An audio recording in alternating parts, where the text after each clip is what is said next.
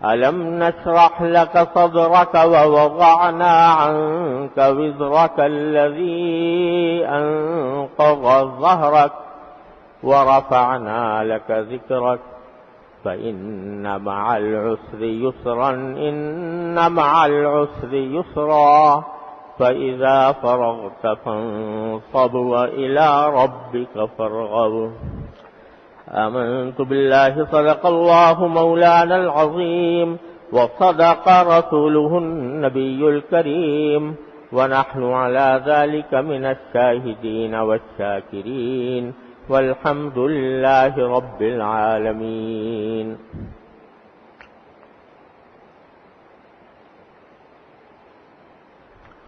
بزرگان محترم اور برادران عزیز،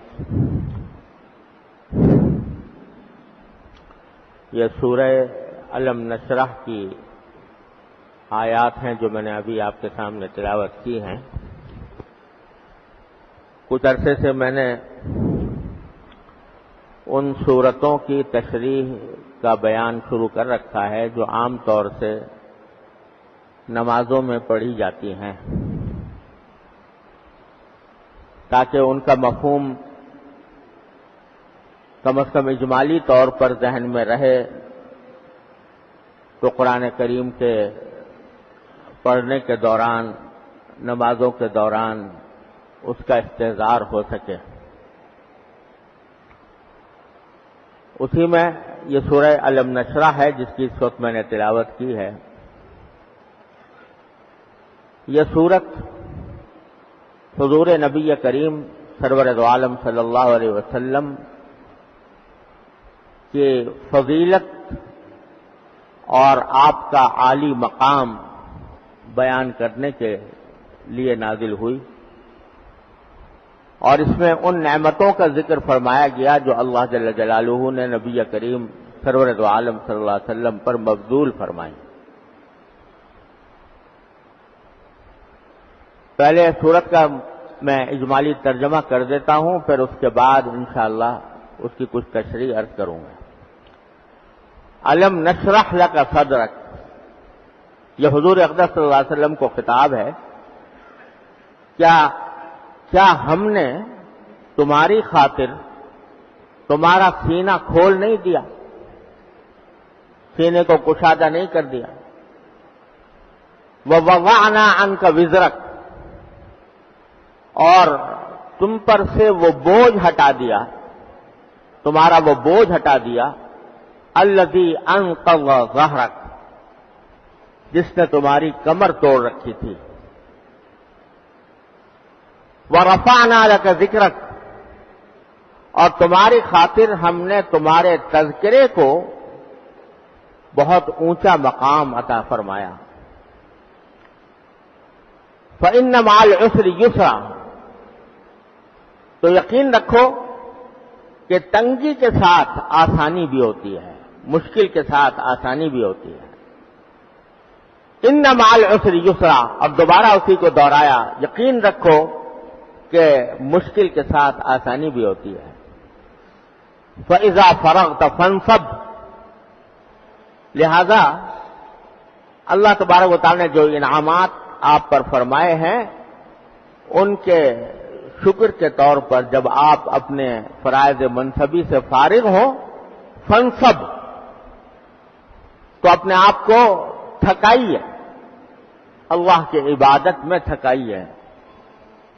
وَإِلَىٰ رَبِّكَ فَارْغَب، اور اپنے پروردگار سے لو لگائیے، اپنے پروردگار کی طرف رغبت کا اور شوق کا مظاہرہ فرمائیے. یہ ہے ترجمہ اس سورت کا.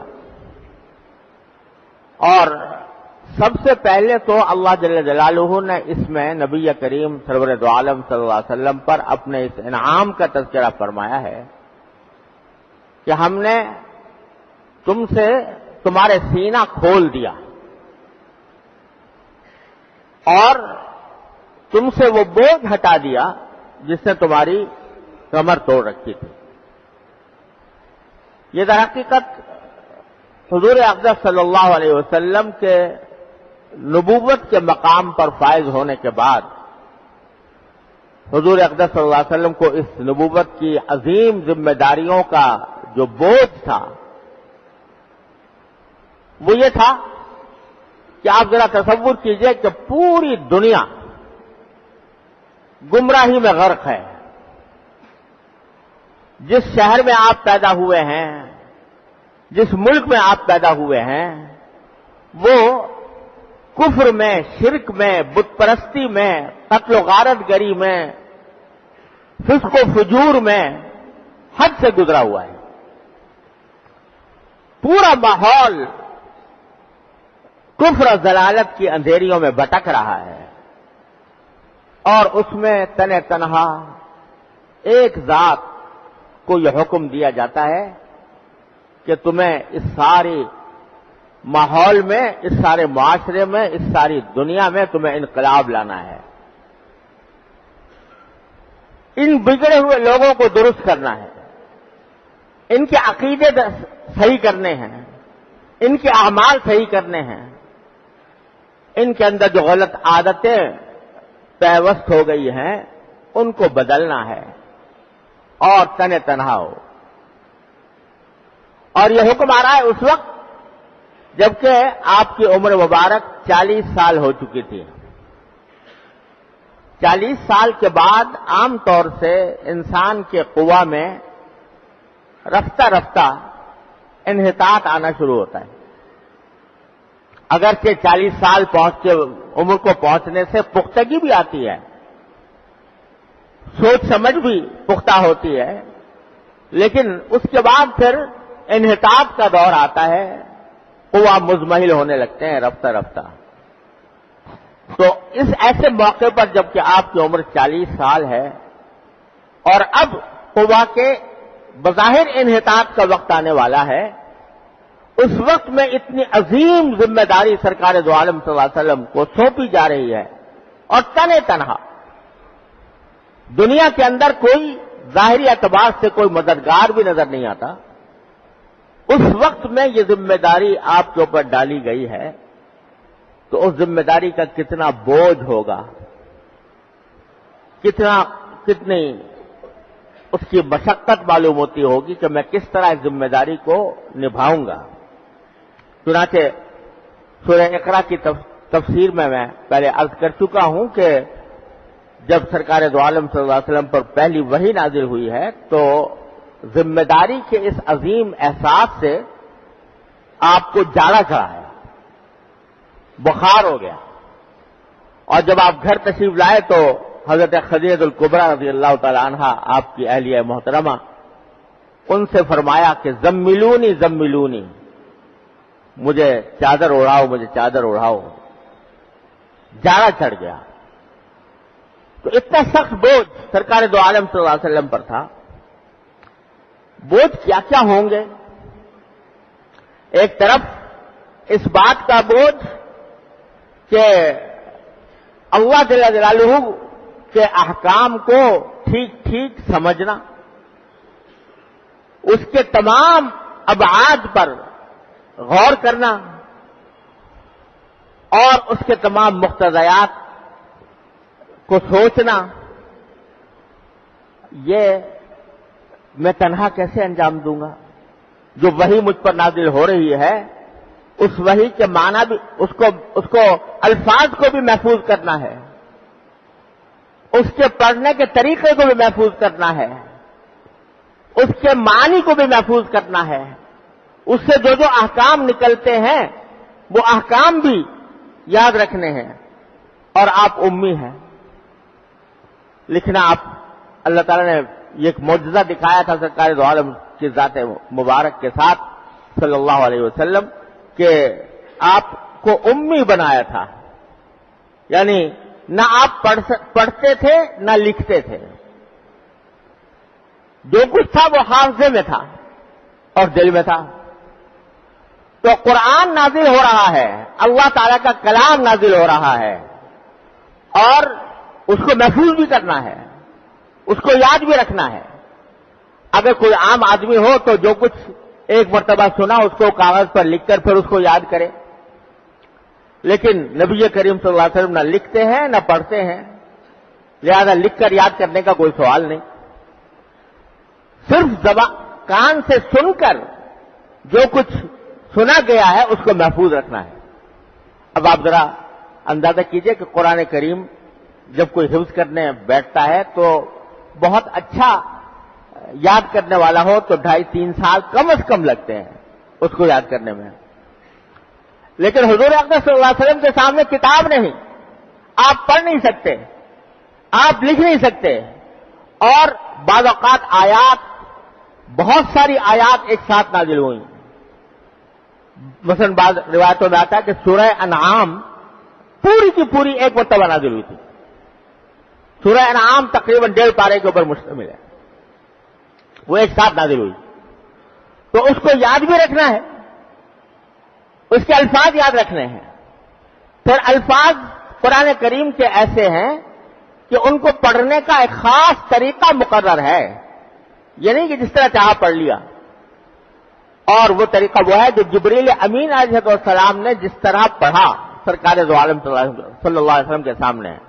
آپ کو حکم یہ ہے کہ فَإِذَا قَرَأْنَاهُ فَاتَّبِعْ قُرْآنَهُ، جب ہم یعنی جبریل امین کے واسطے سے اس کو پڑھیں گے تو تمہیں اسی قرات کی اتباع کرنی ہے، اسی طرح تمہیں بھی پڑھنا ہے جس طرح جبریل علیہ السلام نے پڑھا، جس حرف کو جس طرح ادا کیا اسی طرح ادا کرنا ہے۔ لہذا صرف الفاظ کو محفوظ نہیں رکھنا، اس الفاظ کے پڑھنے کے طریقے کو بھی محفوظ رکھنا ہے، اور اس طریقے کو دوسروں تک سکھانا بھی ہے۔ اور پھر قرآن کریم تو ایک دریائے ناپیدا کنار ہے معانی کا، معارف کا، تو اس کے ایک ایک لفظ میں جو معانی پوشیدہ ہیں، جو معنی ہے اس کے، جو اس کا مفہوم ہے، اس میں جو ہدایات اللہ تعالیٰ نے عطا فرمائی ہیں، ان ساری ہدایات کو سمجھنا بھی ہے، اور سمجھ کر پھر دوسروں تک پہنچانا بھی ہے۔ اور قرآن کریم چونکہ نہ جانے کتنے علوم کا سمندر ہے، اس واسطے ان سارے علوم کو اپنے پاس محفوظ بھی کرنا ہے۔ یہ سارا کا سارا معاملہ قرآن کریم اور اللہ تبارک و تعالیٰ کے احکام سے متعلق۔ پھر اس قرآن کریم کے اندر مختلف احکام عطا فرمائے گئے ہیں، فلاں چیز حلال ہے، فلاں چیز حرام ہے، پھر اس حلال اور حرام کی تفصیل وحی غیر مطلوع کے ذریعے نبی کریم صلی اللہ علیہ وسلم کو عطا فرمائی گئی، اس کو بھی محفوظ رکھنا ہے، احکام کی جزیات بھی محفوظ رکھنی ہے۔ یہ سارا کام سرکار دو عالم صلی اللہ علیہ وسلم جو اوپر ڈالا گیا، تو آپ یہ سوچتے تھے کہ میں شروع میں آپ کو خیال ہوتا تھا کہ میں تنہا ایک امی وہ ان سارے علوم کو، ان سارے معارف کو کس طرح محفوظ کروں گا، اور پھر اس گمراہ قوم کے سامنے جو ضلالت میں ڈوبی ہوئی ہے اس کو کس طرح پیش کروں گا، کس طرح لوگوں کو اس پر قائل کروں گا۔ مخالفتیں ہوں گی تو ان مخالفتوں کا مقابلہ کرنا ہوگا، تنہا کیسے ان کا مقابلہ کروں گا۔ یہ ساری ذمہ داریاں تھیں نبی کریم صلی اللہ علیہ وسلم کے اوپر، جس کا بوجھ تھا آپ کے قلب مبارک پر۔ لیکن کیا ہوا کہ اللہ تعالیٰ فرماتے ہیں کہ یہ سارا بوجھ اور یہ ساری ذمہ داریوں کا احساس ہم نے اس طرح ختم کر دیا کہ الم نشرح لک صدرک، کیا ہم نے تمہارے سینے کو کھول نہیں دیا، یعنی سینے کو کشادہ کر دیا، اتنا کشادہ کر دیا کہ سارے کام اس سینہ مبارک کے اندر سما گئے۔ اس سینہ مبارک کو یہ قوت عطا فرمائی کہ قرآن کریم کے الفاظ بھی محفوظ رکھیں، اس کے پڑھنے کا طریقہ بھی محفوظ رکھیں، اس کے معنی کو بھی محفوظ فرمائیں، اس سے نکلنے والے احکام کو بھی محفوظ فرمائیں۔ اس طرح ہم نے تمہارا سینہ کھول دیا۔ سینہ کھولنے کے معنی یہ ہوتے ہیں کہ ایک آدمی کسی چیز کو گرفت میں لانے سے اپنے آپ کو عاجز محسوس کر رہا ہے تو سینہ تنگ ہو جاتا ہے، کوئی بات سمجھنا چاہتا ہے، سمجھ میں نہیں آ رہی، کوئی بات یاد کرنا چاہتا ہے، یاد نہیں ہو رہی، تو اس کا معنی ہے کہ سینہ تنگ ہو رہا ہے، سینے میں وہ محفوظ نہیں ہو رہی۔ جب اللہ تبارک و تعالیٰ سینہ کھول دیتے ہیں تو پھر جو چیز سمجھ میں نہیں آ رہی تھی وہ سمجھ میں آنے لگتی ہے، جو چیز یاد نہیں ہو رہی تھی وہ یاد ہونے لگتی ہے، اور یاد نہ ہونے اور سمجھ میں نہ آنے کی وجہ سے جو کلفت اور کوفت ہوتی ہے وہ کوفت ظاہر ہو جاتی ہے۔ تو ایک شرح صدر کے معنی یہ ہوتے ہیں کہ بات سمجھ میں آ گئی، جو یاد ہونی چاہیے تھی وہ یاد ہو رہی ہے۔ دوسرا یہ کہ کسی بات کے اوپر بعض اوقات انسان کو تردد ہوتا ہے، یہ کروں یا نہ کروں، یہ کام مجھے کرنا چاہیے یا نہیں کرنا چاہیے۔ اس تردد کی حالت میں انسان کے سینے میں تنگی پیدا ہوتی ہے کہ کیا کروں، کش بکش میں ہوں، سمجھ میں نہیں آ رہا کیا کرنا چاہیے، کیا طرز عمل اختیار کرنا چاہیے۔ اس موقع پر اللہ تبارک و تعالی جب کسی ایک جانب کو متعین کر کے اس پر اطمینان عطا فرما دیتے ہیں، کش بکش تھی مگر ان میں کہ یہ کروں یا یہ کروں، یہ کام کروں یا نہ کروں، لیکن اللہ تعالیٰ نے دل میں ایک اطمینان پیدا کر دیا کہ یہ کرنا چاہیے۔ اس کو بھی شرح صدر کہتے ہیں، یعنی یہ مجھے اس کے اوپر اطمینان ہو گیا، شرح صدر ہو گیا، یعنی اطمینان ہو گیا، اب جو تردد تھا وہ ختم ہو گیا، جو کشمکش تھی وہ زائل ہو گئی۔ تو علم نشرح